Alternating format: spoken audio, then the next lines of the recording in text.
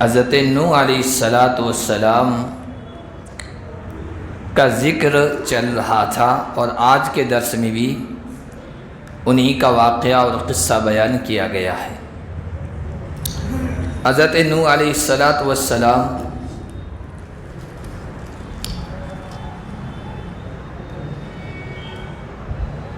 ایک لمبے عرصے تک اللہ کا پیغام، توحید کا پیغام لوگوں تک پہنچاتے رہے اور مسلسل تبلیغ کرتے رہے، دعوت کا فریضہ انجام دیتے رہے، لیکن بہت کم لوگوں نے آپ کے پیغام کو قبول کیا۔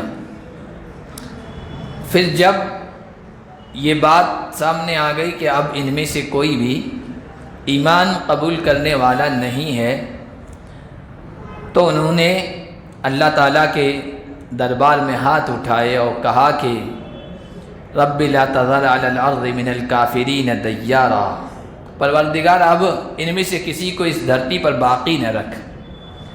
اب نہ یہ قبول کریں گے، ایمان قبول کریں گے، اور نہ ان کی آئندہ نسلیں صحیح راستے پہ آئے گی۔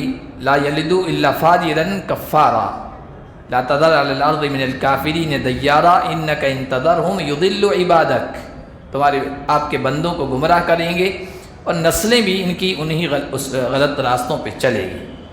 اللہ تعالیٰ نے ان کی درخواست منظور کر لی، اور پچھلے درس کی جو آخری آیت تھی اس میں یہ تھا کہ وَاصْنَعِ الْفُلْكَ بِأَعْيُنِنَا وَوَحْيِنَا وَلَا تُخَاطِبْنِي فِي الَّذِينَ ظَلَمُوا، نوح تم نے میرے دربار میں ہاتھ اٹھائے، میں ان کو خالی واپس نہیں جانے دینا چاہتا، اب تمہاری درخواست منظور ہے، اب تمہاری پوری قوم غرق کر دی جائے گی، ڈبو دی جائے گی، اس لیے کشتی تیار کرو ہماری نگاہوں کے سامنے اور ہماری وحی کی روشنی میں۔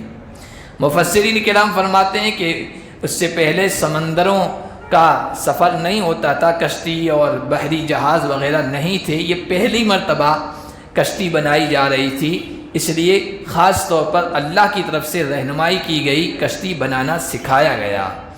وَلَا تُخَاطِبْنِي فِي الَّذِينَ ظَلَمُوا إِنَّهُمْ مُغْرَقُونَ، اللہ نے کہا کہ جنہوں نے ظلم کیا ہے، اور سب سے بڑا ظلم شرک ہے، کفر ہے، جنہوں نے ظلم کیا ہے اب ان کے بارے میں مجھ سے دوبارہ بات مت کرنا، ان کے بارے میں یہ فیصلہ ہو چکا ہے کہ وہ غرق کیے جائیں گے، ڈبو دیے جائیں گے۔ یہ اللہ نے اس لیے کہا کہ پیغمبر جو ہوتا ہے نا، اللہ کا پیغمبر، اللہ کا نبی اور رسول، یہ بہت شفیق ہوتا ہے، باپ سے بھی زیادہ مہربان اور شفیق ہوتا ہے اپنی امت کے سلسلے میں۔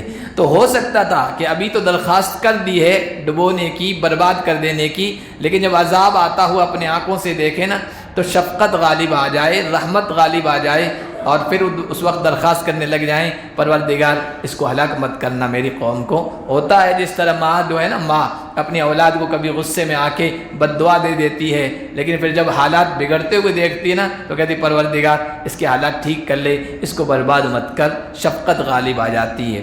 لیکن اللہ نے پہلے سے ہی کہہ دیا وَلَا تُخَاطِبْنِي فِي الَّذِينَ ظَلَمُوا إِنَّهُمْ مُغْرَقُونَ، اب ان کے بارے میں دوبارہ رحم کی اور کرم کی درخواست مت کرنا۔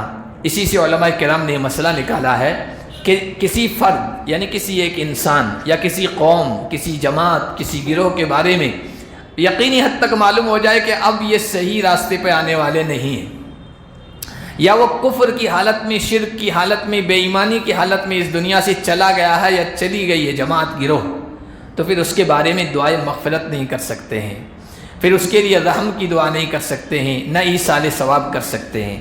وَيَصْنَعُ الْفُلْكَ وَكُلَّمَا مَرَّ عَلَيْهِ مَلَأٌ مِّن قَوْمِهِ سَخِرُوا مِنْهُ، وہ کشتی بناتے تھے اور جب جب ان کی قوم کے سردار اور ان کی قوم کی جماعت ان کے پاس سے گزرتی تھی مذاق اڑایا کرتی تھی۔ مذاق کیا؟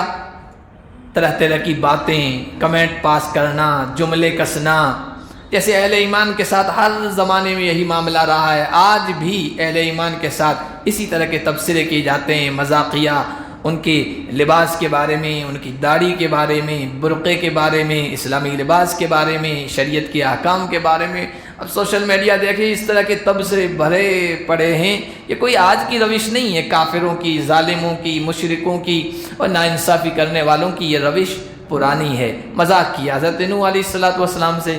دیکھو نبوت کا پیشہ اپنایا تھا، یعنی وہ نبوت کو یہ سمجھتے تھے کہ یہ کوئی پیشہ اختیار کر کے کسی بڑے مقام تک پہنچنا چاہتا ہے، کرسی حاصل کرنا چاہتا ہے وغیرہ وغیرہ.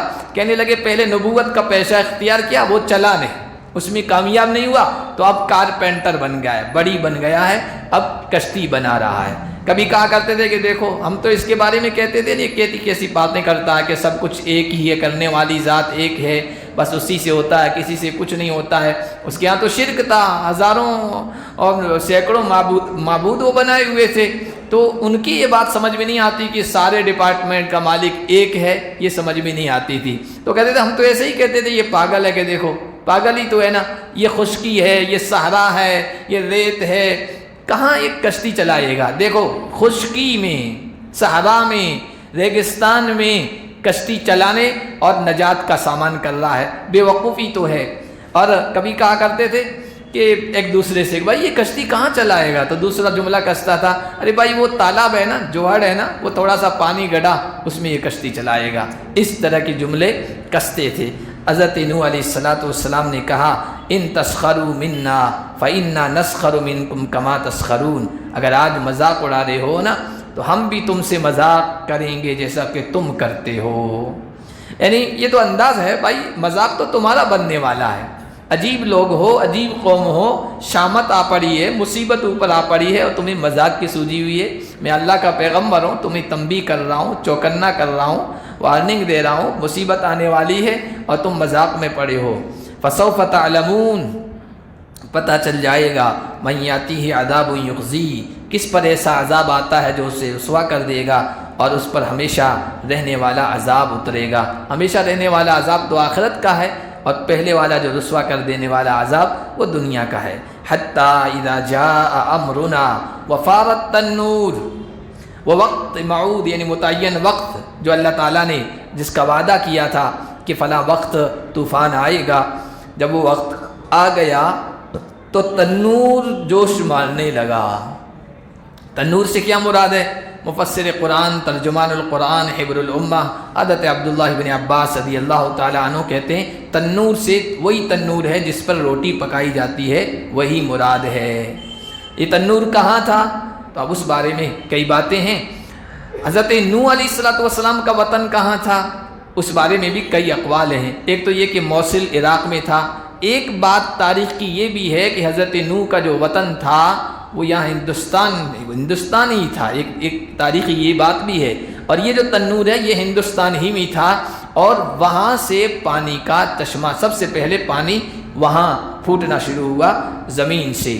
تو تنور سے مراد یہ تنور جس پہ روٹیاں پکائی جاتی ہے وہی مراد ہے. خاص تنور کے بارے میں کہا گیا کہ اس سے جب پانی ابلنے لگ جائے نا تو سمجھ لینا یہ عذاب کا پیش خیمہ ہے، تمہیدی ہے اور شروعات ہے. لیکن دیگر مفسرین کرام کہتے ہیں کہ تنور سے مراد سطح زمین ہے. زمین سے جب پانی ابلنے لگے نا تو سمجھ لینا یہ عذاب کا پیش خیمہ ہے، یعنی اب عذاب شروع ہونے والا ہے. قُلْ نَحْمِلْ فِيهَا مِنْ كُلٍّ زَوْجَيْنِ اثْنَيْنِ، جب تنور سے پانی ابلنے لگا تو ہم نے کہا اے نوح اس میں ہر دو چیزوں کے جوڑے، ہر چیز کے دو دو جوڑے ڈال دو، سوار کر دو اور اپنے گھر والوں کو بھی سوار کر دو. ہاں جن پر بات جن کے خلاف ثابت ہو چکی ہے.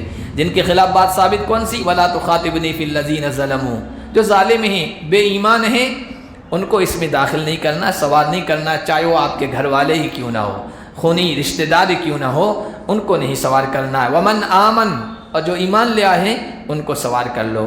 بڑی کشتی تھی. کشتی کیا، یوں کہیے کہ بحری سمندر تھا. آج کل کتنے بڑے بڑے بحری بیڑے اسٹیمر آئے ہیں، ایسا لگتا پورا پورا محلہ وہاں آباد ہے. تو اس طرح کیا کشتی فل کہا گیا، ورنہ بہت لمبی چوڑی کشتی تھی. تاریخی اور تفسیری روایات کے مطابق 300 ہاتھ لمبی چوڑی تھی.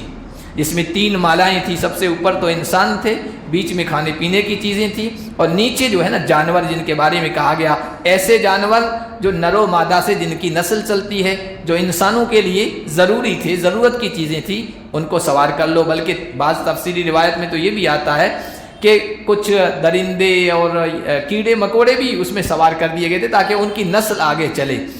پھر علماء کرام نے اس پر عجیب بات لکھی کہ تکلیف دہ چیزیں، سانپ بچھو ہے، تکلیف دینے والی چیزیں ہیں، انہوں نے ایک دوسرے کو نقصان نہیں پہنچایا۔ وہ کہا مصیبت کے وقت کوئی ایک دوسرے کو نقصان نہیں پہنچاتا، سیلاب آتا ہے نا، طوفان آتا ہے نا، انسان بھی پانی میں ہوتا ہے، سانپ بھی ہوتا ہے، ہر ایک کو اپنی جان کی فکر پڑی رہتی ہے، اس کو ڈسنے کی فکر نہیں ہوتی ہے۔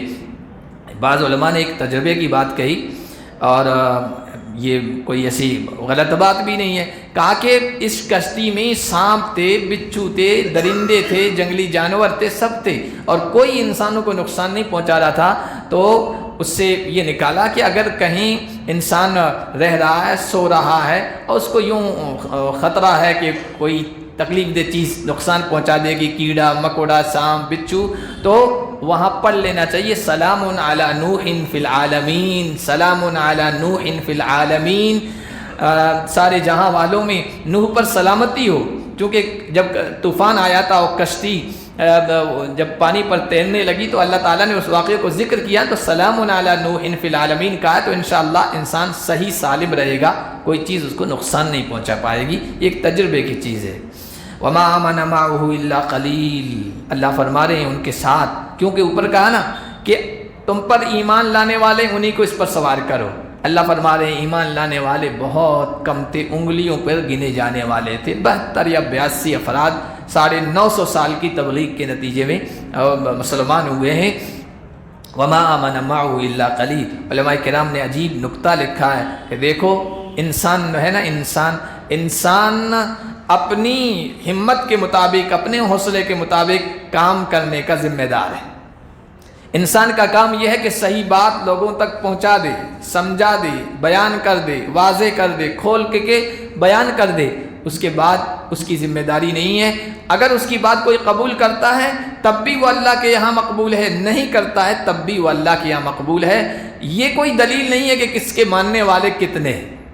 حضرت نوح 950 سال تبلیغ کی ہے، اور اولو العزم من الرسل میں ہیں، یعنی اللہ نے جن کو کہا بڑے پختہ ارادے والے، مضبوط بلند مقام والے، ہمارے ہاں جو رسول ہیں ان میں سے ایک حضرت نوح بھی ہیں، لیکن صرف چند لوگ انگلیوں پر گنے جانے کے قابل تھے، بس اتنے لوگ ایمان لے آئے۔ تو ہماری جو ذمہ داری ہے نا وہ ہے اللہ کا پیغام لوگوں تک پہنچا دینا، پھر ٹینشن نہیں لینا، کوئی فکر نہیں کرنا کہ بھائی کم لوگوں نے مانا اور تسلیم کیا۔ نوح کے بارے میں آیا ان پر ایمان لانے والے بہت کم تھے۔ وقال اركبوا فيها بسم الله مجريها ومرساها ان ربي لغفور رحیم، اور کہا اس پہ سوار ہو جاؤ اللہ کا نام لے کر، اللہ ہی کے نام کے ساتھ اس کا چلنا ہے اور اس کا ٹھہرنا ہے۔ معلوم ہوا جب سواری پر سوار ہوں تو دعا پڑھ کے سوار ہوں۔ اب یہاں پر یہ تو کشتی تھی، پانی پر چلنے والی تھی، آج ایسی سواریاں آ گئی ہے جو ہوا میں تیر رہی ہے، ہوائی جہاز کی شکل میں، تو اب وہاں کون سی دعا پڑھیں؟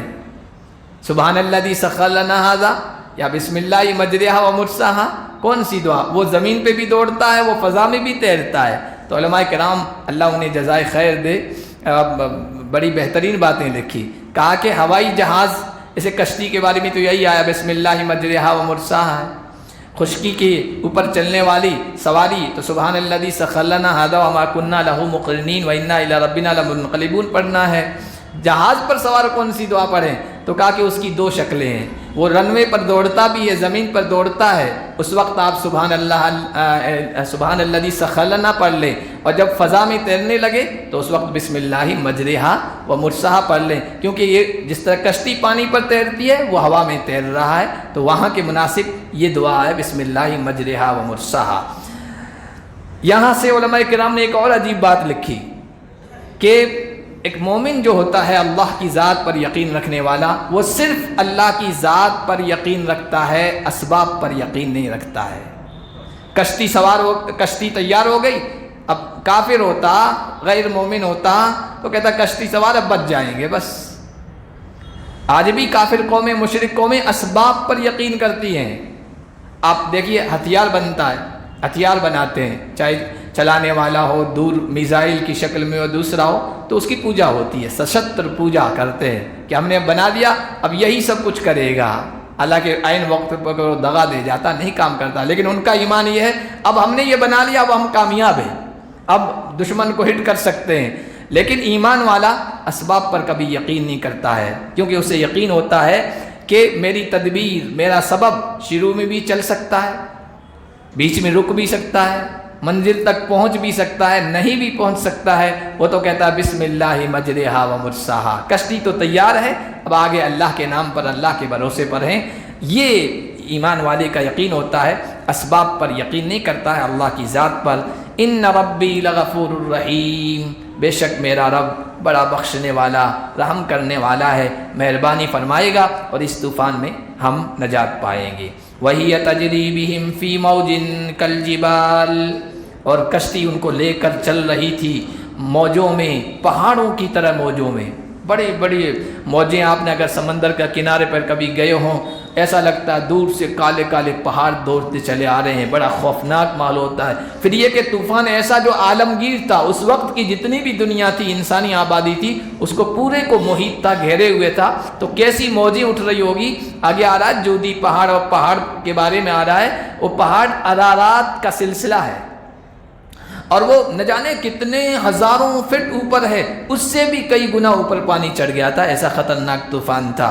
تو اس میں کشتی چل رہی تھی، حضرت نوح علیہ السلام کی نظر اپنے بیٹے پہ پڑ گئی۔ حضرت نوح کے بیٹے حام، سام، یافس، یہ تینوں مسلمان ہو گئے تھے۔ ایک تھا کنعان، وہ بیچ کا تھا، اس کے بارے میں آگے آیا، اللہ تعالیٰ نے کہا اس کے بارے میں بات مت کرنا، تو علماء کرام نے لکھا کہ منافق قسم کا تھا۔ خود حضرت نوح کو اس کے بارے میں پکا یقین نہیں تھا کہ یہ ایمان والا ہے کہ منافق ہے، کافر ہے، اس لیے درخواست کر دی پروردگار بیٹے کو بچا لے۔ تو ایک بیٹا جو تھا کنعان، اس نے اس کے بارے میں یہ کہا ہے، وہ اپنے آنکھوں کے سامنے دیکھا وہ ڈوب رہا ہے، کہا کہ بیٹا وَكَانَ فِي مَعْزِلٍ، وہ دور تھا، ایک طرف تھا، کہا اے میرے بیٹے ارکب معنا، ہمارے ساتھ آ کے سوار ہو جا، اور انکار کرنے والوں میں تو مت ہو۔ قَالَ سَآوِي إِلَى جَبَلٍ يَعْصِمُنِي مِنَ الْمَاءِ، کہنے لگا میں پہاڑ کی پناہ لے لوں گا جو مجھے پانی سے بچا لے گا۔ جوان تھا، کہا بازو کی طاقت ہے، جب تک جسم میں طاقت ہے تیرتا رہوں گا، اور جب یہ طاقت جواب دے جائے گی تو یہ سامنے بڑا پہاڑ ہے، اس پر چڑھ جاؤں گا، میں بچ جاؤں گا۔ قال لا عاصم اليوم من امر اللہ الا من رحم، حضرت نوح نے کہا آج اللہ کے حکم سے کوئی بچانے والا نہیں ہے مگر وہی جس پر اللہ رحم فرما دے، وہ بچ جائے گا، اللہ اسے بچا لے گا، ورنہ نہ آج پہاڑ بچا پائے گا اور نہ کوئی اور چیز بچا پائے گی۔ اور حقیقت یہی ہے، اللہ کا جب فیصلہ ہوتا ہے ساری تدبیریں دھری کی دھری رہ جاتی ہیں، سارے ہتھیار دھرے کے دھرے رہ جاتے ہیں، سارا ایٹم بم دھرا کا دھرا رہ جاتا ہے، ساری قوت ساری طاقت دھری کی دھری رہ جاتی ہے، بس اللہ کا فیصلہ ہونا چاہیے۔ پھر دیکھیے انسانوں کے ظاہری اسباب تنکے کی طرح اڑ جاتے ہیں، کام نہیں آتے ہیں، اللہ کے فیصلے کے مقابلے میں کوئی چیز ٹک نہیں سکتی۔ وحال بینہم الموج فکان من المغرقین، اور پھر باپ بیٹے کے درمیان اچانک ایک موج آئی اور وہ ڈوبنے والوں میں سے ہو گیا۔ وَقِيلَ يَا أَرْضُ ابْلَعِي مَاءَكِ وَيَا سَمَاءُ أَقْلِعِي، اللہ کی طرف سے کہا گیا اے زمین اپنے پانی کو نگل لے، اور اے آسمان تھم جا، اور پانی خشک کر دیا گیا۔ وَقُضِيَ الْأَمْرُ، اور معاملہ نمٹا دیا گیا، قصہ تمام کر دیا گیا، جن کو ڈبونا تھا، جن کو برباد کرنا تھا، ان کا کام کر دیا گیا۔ وَاسْتَوَتْ عَلَى الْجُودِيِّ، اور کشتی آ کر جودی پہاڑ پر ٹھہر گئی۔ تفسیری روایت میں آتا تقریباً 6 مہینے یہ اسی طرح چکر لگاتی رہی پانی کے اندر، 6 مہینے کے بعد جا کر وہ پانی خشک ہوا تھا، اور اتنا خشک کہ پہاڑ تک تھا، پہاڑ پہ آ کے وہ ٹھہری۔ وَقِيلَ بُعْدًا لِلْقَوْمِ الظَّالِمِينَ، اور کہا گیا بربادی ہو، دوری ہو ظالم لوگوں کے لیے، شرک کرنے والی قوم کے لیے۔ وَنَادَى نُوحٌ رَبَّهُ، نوح نے اپنے رب کو آواز دی، رب سے درخواست کی۔ دیکھیے قرآن کریم کا یہ انداز ہے، واقعہ جو ہوتا ہے قصہ ہم لوگ ایک ترتیب کے ساتھ بیان کرتے ہیں، کیونکہ واقعہ ہی بیان کرنا مقصود ہے۔ لیکن قرآن کا صرف واقعہ بیان کرنا مقصود نہیں ہے، اس میں عبرت، اس میں نصیحتیں، اس میں درس کی چیزیں، اس میں آنکھیں کھول دینے والی چیزیں ہیں، خاص وہی بیان کرتا ہے۔ تو وہ ہم جو ترتیب رکھتے ہیں نا کسی واقعہ اور کہانی کے بیان کر کی، قرآن وہ نہیں کرتا ہے، اس وجہ سے کہ صرف واقعہ مقصود نہیں ہے، لوگ واقعے کی رنگینی میں، دلچسپی میں گم نہ ہو جائیں، بلکہ جو اصل مضمون ہے، اصل سبق ہے، اس سے عبرت اور نصیحت حاصل کریں۔ تو بیچ میں پانی کے خشک ہونے کا ذکر کیا، پھر وہی سلسلہ بیٹے کا کر دیا۔ نوح نے اپنے رب سے کہا، پروردگار میرا بیٹا میرے اہل میں سے ہے، میرے گھر والوں میں سے ہے، اور بے شک تیرا وعدہ سچا ہے۔ کہا تھا نا کہ احمل فیہا من کل زوجین اثنین واہلک، اپنے گھر والوں کو، اہل کو بھی سوار کر لو۔ تو آپ نے کہا تھا تمہارے گھر والوں کو سوار کر لو، یہ بھی تو میرا اہل ہے۔ اس وانت حکم الحاکمین، باقی تو آپ فیصلہ کرنے والے ہیں، آپ کے حوالے یہ معاملہ۔ جب یہ درخواست کی، اللہ تعالیٰ نے کہا یا نوح انہ لیس من اہلک، اے نوح یہ تیرے اہل میں سے نہیں ہے۔ علماء نے کہا یہ منافق قسم کا تھا، حضرت نوح کو خود کو بھی پتہ نہیں تھا، نبی عالم الغیب تو ہوتا نہیں ہے کہ اس کو دل کی گہرائی کا پتہ ہو، دل کے اندر کیا چیز ہے، ایمان ہے یا نفاق ہے، کفر ہے، شرک ہے یا توحید ہے۔ کہا کہ یہ تیرے اہل میں سے نہیں ہے، انہ عمل غیر صالح، اس کا عمل ٹھیک نہیں ہے۔ اللہ نے کہا اے نوح درخواست یہ ٹھیک نہیں ہے تمہاری، یہ منظور نہیں ہے۔ آج جو فیصلہ ہو رہا ہے جس نزاع کا، جس جھگڑے کا، وہ اہل غیر اہل کا نہیں ہے، وہ رشتہ داری کا نہیں ہے، وہ نسل کا نہیں ہے، وہ خاندان و برادری کا نہیں ہے کہ اس نسل کو باقی رکھا جائے گا، اس نسل کو غرق کر دیا جائے گا، اس برادری کو باقی رکھا جائے گا اور اس برادری کو ڈبو دیا جائے گا۔ یہ خون کے، رشتہ داریوں کے اور قرابت کے نزاع کا اور جھگڑے کا فیصلہ آج کا نہیں ہے، آج کا فیصلہ یہ ایمان اور کفر کے فیصلے کا ہے۔ انہ عمل غیر صالح، اس کے پاس ایمان نہیں ہے، اس کے پاس عمل صالح نہیں ہے، اس کے پاس تیرا عقیدہ نہیں ہے۔ فلا تسألنی ما لیس لک بہ علم، جس کے بارے میں تجھے جانکاری نہ ہو مجھ سے درخواست مت کرنا، مانگنا مت۔ انی اعظک ان تکون من الجاہلین، میں تجھے نصیحت کرتا ہوں کہ تو نادانوں میں سے نہ ہونا۔ اللہ ہے، بے نیاز ہے، وہ صمد ہے، نبی سے کہہ رہا ہے، لیکن یہ اللہ ہی کہہ سکتا ہے نبی کو۔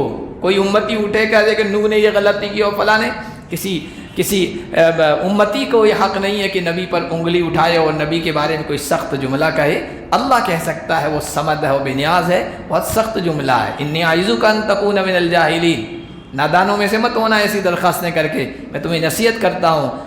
وہ اللہ کے پیغمبر تھے، محبوب پیغمبر تھے، اولو العزم من الرسل تھے، آدم ثانی ان کو کہا جاتا ہے۔ فوراً اپنی غلطی کا اعتراف کر لیا، میں نے بیٹے کی نجات کی درخواست کر کے غلط کیا ہے، دلیل پیش نہیں کی، یہ نہیں کہا کہ مجھے علم نہیں تھا، ناواقفیت کی بنیاد پر میں نے بیٹے کے بارے میں درخواست کر دی، اس پر بھی مجھے تنبیہ ہو رہی ہے، ڈانٹا جا رہا ہے، سخت سست کہا جا رہا ہے۔ نہیں، اللہ کا پیغمبر ہوتا ہے، سب سے زیادہ عاجز انسان ہوتا ہے۔ کہا کہ میں تیرے ساتھ پناہ چاہتا ہوں کہ میں تجھ سے ایسی چیز کی درخواست کروں جس کے بارے میں مجھے علم نہ ہو۔ پروردگار اگر تو نہیں معاف کرے گا اور رحم نہیں فرمائے گا تو میں نقصان اٹھانے والوں میں سے ہو جاؤں گا، گھاٹے والوں میں سے ہو جاؤں گا۔ عجیب بات ہے، دیکھیے حضرت نوح علیہ السلام کے بیٹے کا ذکر بڑے عجیب انداز میں یہاں اللہ تعالیٰ کر رہے ہیں۔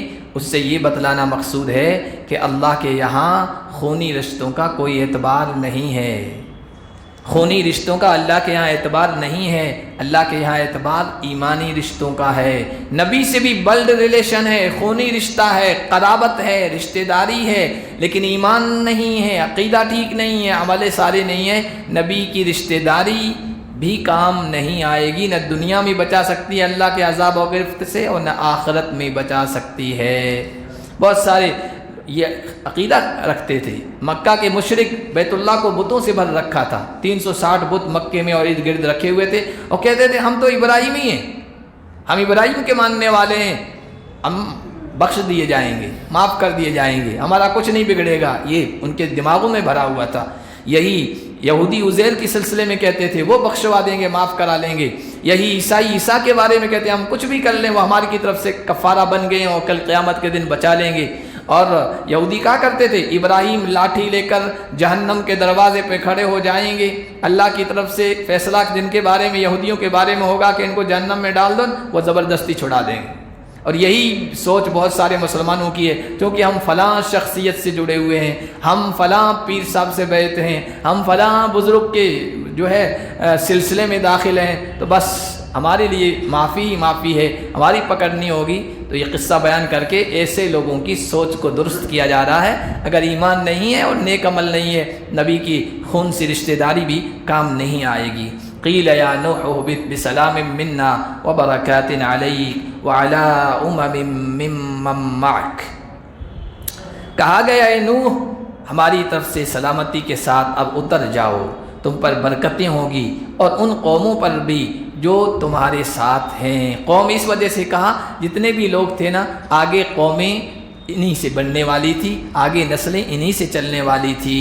تو اللہ تعالیٰ کی طرف چونکہ ذہن میں یہ تھا 6 مہینے سیلاب رہا ہے، کھانے پینے کی چیزیں سب ختم، اب دنیا میں زمین میں اتریں گے تو پریشانی ہوگی، کہا کہ نہیں ہماری طرف سے سلامتی کے فیصلے ہیں، ہر طرح سے تمہیں سلامتی ملے گی اور ہر چیز میں برکتوں کے فیصلے ہیں۔ وَأُمَمٌ سَنُمَتِّعُهُمْ، اور کچھ اور قومی جن کو ہم اس دنیا کا فائدہ دیں گے، پھر ہماری طرف سے ان کو دردناک عذاب پہنچے گا۔ کشتی میں جتنے سوار تھے نا سب ایمان والے تھے، ان کو اس دنیا میں فائدہ ہوگا۔ اس کے ساتھ ساتھ اشارہ کر دیا یہ جب آگے بڑھیں گے نا، تعداد ہوگی تو ان میں بھی کچھ کفر میں، شرک میں، گناہوں میں پڑ جائیں گے، تو دنیا کے اعتبار سے تو کہ ہم رب العالمین ہیں، ان کو فائدہ دیں گے، پہنچائیں گے، دنیا کے اسباب دیں گے، لیکن ہماری طرف سے دردناک عذاب بھی ان کو پہنچے گا۔ تِلْكَ مِنْ أَنْبَاءِ الْغَيْبِ نُوحِيهَا إِلَيْكَ، یہ غیب کی خبریں ہیں اے نبی، ہم آپ کی طرف یہ وحی کر رہے ہیں۔ حضرت نوح تو اللہ کے نبی سے بہت پہلے گزرے ہیں، اور اللہ کے نبی لوگوں کو بتا رہے ہیں اس زمانے کا قصہ صحیح درست۔ اس کا مطلب یہ ہے کہ یہ اللہ کی طرف سے بتایا جا رہا ہے اور یہ سچے پیغمبر ہیں، ان پر وحی آتی ہے۔ وَمَا كُنْتَ تَعْلَمُهَا أَنْتَ وَلَا قَوْمُكَ مِنْ قَبْلِ هَذَا، اس واقعے کو اور ان خبروں کو نہ آپ جانتے تھے اور نہ آپ کی قوم اس سے پہلے۔ قرآن نے جو صحیح بتایا ہے، اس طرح صحت کے ساتھ یہ واقعہ پہلے تم نہیں جانتے تھے۔ اسی سے یہ بات معلوم ہوئی کہ نبیوں کو غیبوں کی خبر نہیں ہوتی ہے، اللہ جتنا بتا دیتا ہے اتنا ہی علم ہوتا ہے، اتنی ہی خبر ہوتی ہے۔ اللہ کہہ رہا ہے نہ آپ جانتے تھے اور نہ آپ کی قوم جانتی تھی، فَاصْبِرْ، لہذا صبر کیجئے، حوصلہ رکھیے۔ اس واقعے سے، نوح کے واقعے سے 950 سال تک کیا حوصلہ تھا، کیا دل گردہ تھا، کیا عزم و ارادہ تھا۔ ہم تو کسی کے پاس جاتے ہیں، ایک مرتبہ تھوڑا روکھا سا جواب دے دیں، دوبارہ اس کو سمجھانے نہیں جاتے ہیں، دوسرے کو بھیج دیتے ہیں بھائی تم جاؤ، میں ملاقات کرنے نہیں جاؤں گا۔ لیکن 950 سال تک لوگوں کا طعنے سنتے رہے اور سب کچھ سنتے رہے۔ اے نبی آپ بھی ایسا حوصلہ رکھیے، صبر رکھیے، اور جس طرح نوح کے دشمنوں کا انجام ہوا، آپ کے دشمنوں کا بھی انجام ہوگا۔ فَاصْبِرْ إِنَّ الْعَاقِبَةَ لِلْمُتَّقِينَ، بے شک اچھا انجام تقوی والوں کا ہوتا ہے، اچھا انجام نیکوکاروں کا ہوتا ہے۔ کفر والے، شرک والے، ظلم والے، بدعقیدے والے کچھ دنوں کے لیے جھاگ کی طرح غالب ہوتے تو نظر آئیں گے، لیکن اچھا انجام ان کا کبھی نہیں ہو سکتا ہے۔ آخر کار غلبہ اور کامیابی اور فوز و فلاح یہ اچھے کام کرنے والے نیکوکاروں، تقوی شعاروں اور اللہ کے وفاداروں کے لیے اللہ نے طے کر رکھا ہے۔ اللہ پاک ایسا اچھا انجام ہمیں بھی اس دنیا میں اپنے آنکھوں سے دیکھنے کی توفیق عطا فرمائے۔ سبحان اللہ اشہد ان لا الہ الا اللہ۔